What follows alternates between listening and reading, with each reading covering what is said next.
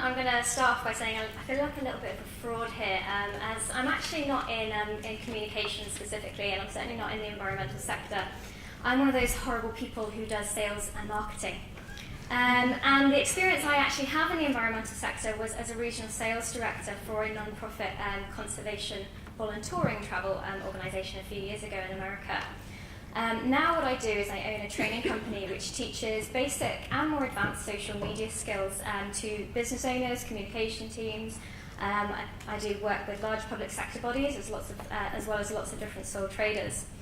So hopefully what I'll be able to provide today is just a few practical tips to take away with you on actually how to find positive things to react to and how to make sure that you're fully aware of what's happening on social media, in the press, as quickly as possible.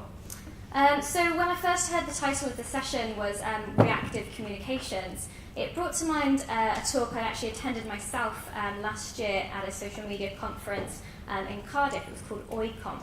And some employees came over from Twitter from Dublin, and they put together a masterclass for us on what they termed their Own the Moment campaign. And to give you a bit of background on this campaign, it was designed to really showcase Twitter as the real-time medium. It's live, it's constantly moving, and its brief and timely nature means that everything is really in the here and now. So what they encourage users to do with specific messages to share was to start thinking not in terms of their target audience or their target market, but rather their target moment. So instead of thinking who would be interested in this and why, which sometimes can be quite limiting, you're actually encouraged to think of when will people be engaged with this? Is there a specific news story, event, date, time of year, or even season in which this message can be best relayed? So Twitter actually introduced an Own the Moment calendar with lots of useful dates in to help people with this thought process. It's quite underused actually, but if you just give it a Google, I'm sure you'll be able to find it. So when thinking about lots of different posts and content ideas, they also encourage users to categorize their posts into 4 different titles and basically apply content to them in equal measure.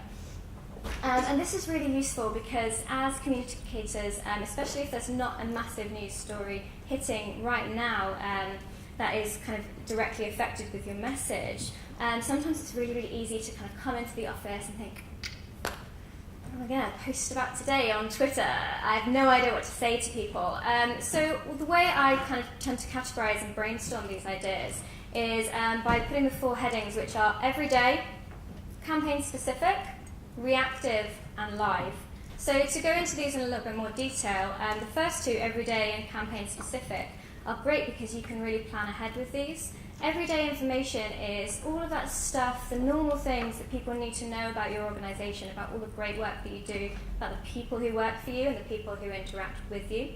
And then campaign specific stuff will be more like certain videos, things that have timescales, blog posts, infographics, and really getting real statistical information out there. So these are great because you can really plan ahead. Reactive and live, however, are a lot more difficult to handle. But if you think of them in those 2 separate ways, reactive is obviously reacting to things that are coming into you, and I'll go into the different listening channels that you can use in a little bit. And live is all that kind of stuff, even being here today. I don't know how many of you have actually managed to tweet live or actually start getting that information out there to your audience that you're educating yourselves on different things. I really struggle to get on the Wi-Fi, to be perfectly honest. But it's one of those things that you really have to think about. If I'm out at a conference all day and I'm listening to speakers, when am I going to get the chance to go and tweet? So you need to put time aside in that live capacity, even if it's afterwards just for half an hour, to really showcase what you're doing to people or with people.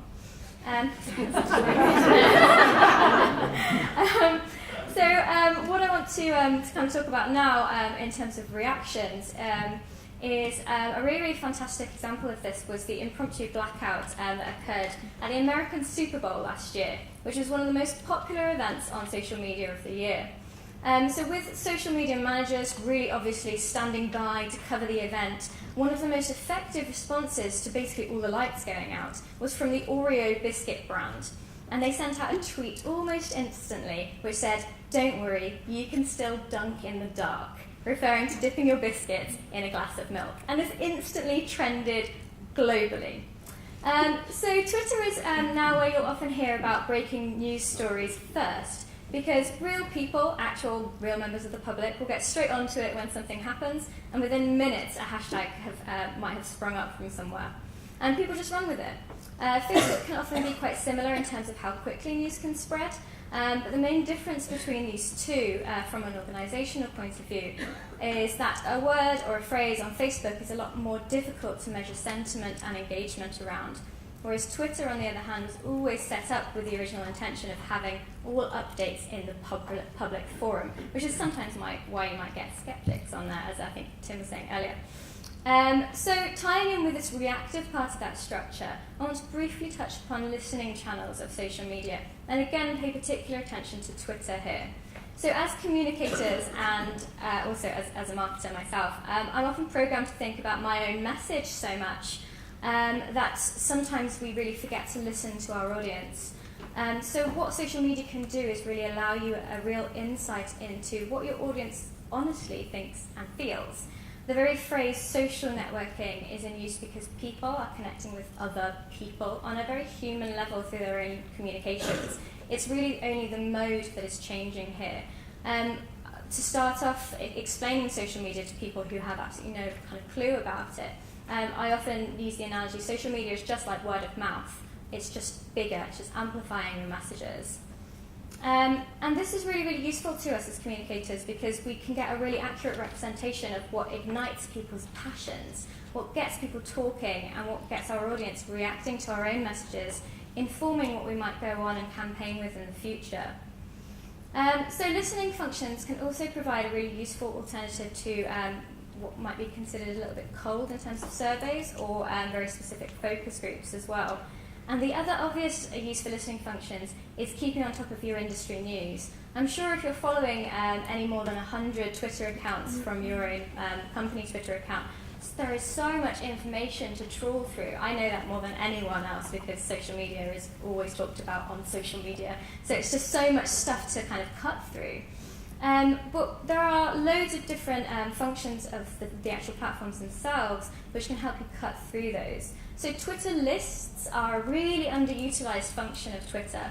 It's a fantastic way to categorize any influencers in your field. So think of your industry leaders, your top journalists, anyone that you kind of need to keep a bit of a creepy stalk kind of going on.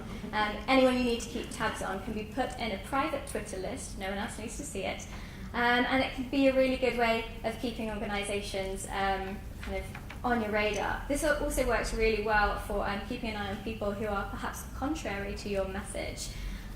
So you can actually make sure that you're competing on the same level as them. So when used with a good social media dashboard, something like Hootsuite or TweetDeck, you can actually scan through the information really, really quickly because they're all set up in cool column kind of views, and they're all ticking over just before your eyes. What you should also do is set up loads and loads of Twitter searches according to your different campaigns and see what's coming back to you as much as possible. What you need to be aware of here as well is you don't actually need to use a hashtag to do searches. You can just search by keywords, which lots of people always forget. So one of the other really great functions of social media is it can really help you take advantage of your traditional content. Whereas perhaps a few years ago, reactive communication was purely about spending your morning on the phone and writing a press release. Now press will tend to actually trawl on social media first, which is great because if you're actually quoted on social media on a news kind of website or something like that, your source is still intact. It helps you get up the Google rankings, and often a new audience will completely arise from that. So I know I'm a little bit strapped for time, but I wanted to just briefly touch on the pros and cons of being reactive through social media. For one thing, it's really, really important to have everyone who contributes to your social media accounts trained on both the functionality and also be press trained as well. It's so important to plan ahead as much as possible. So what are those big things that will eventually come up in the news that you can react to? Are new plans by government concerning the environment? Is it new studies being published? Is it weather? Is it storms? Is it natural disasters? Putting together brief documents, policies and contingency plans so that you have content ready, sample tweets, anything like that, to go with is a really good way of making sure you're getting your message across quickly, but to the best end. So I'm going to leave you with 3 kind of top tips to help you save face online, because I know a lot of us will be concerned about the pitfalls of really quick communication. The first one is check your hashtags. Don't assume that a hashtag is all it seems, because they often tend to spring out of nowhere. It's really, really important to check and click through the hashtag and make sure the conversations are actually about what you need to be talking about. Don't jump on every single bandwagon that is presented to you, because you might actually accidentally find yourself following a hashtag from One Direction or Justin Bieber, and that could be more than a little bit embarrassing. So number 2 is always proofread. This is pretty much a golden rule with any effort on social media, but it's doubly important when there's loads of traction around a subject. Read things out loud to yourself, and also allow yourself another few minutes just to have things checked by someone else in your office. A public health organisation very recently, who I won't name because they'd probably kill me, actually put up a tweet recently which had a huge typo in about someone with suspected Ebola. And they put that there was a positive result for Ebola instead of a negative result for Ebola. And it was just like, as soon as I saw it, oh my god, that's the worst typo I think I've ever seen. Don't worry, they don't have it. It was a typo. It's fine. So lastly, number 3 is don't lose sight of your original message. It's really, really important that as you're reacting to news and incoming messages, you still maintain that specific tone of voice in your organisation, which ignites conversation and ignites passion. Be personal, be approachable, and try not to limit yourselves to press speak and being a faceless corporation. I'd really encourage you all to post quotes, pictures from you and your staff, your offices, showing real people doing real work, inspires trust and appeals to people on a behavioural level. If you can see hands, teeth and eyes in a picture, generally people will trust you more and just kind of engage with your message on a much different scale. People get behind campaigns online because they appeal personally. If you look at any of the really big viral charity campaigns recently, they all have a really strong community vibe. Because you're nominated by friends and family to do something funny or silly because you share a common cause. Thank you.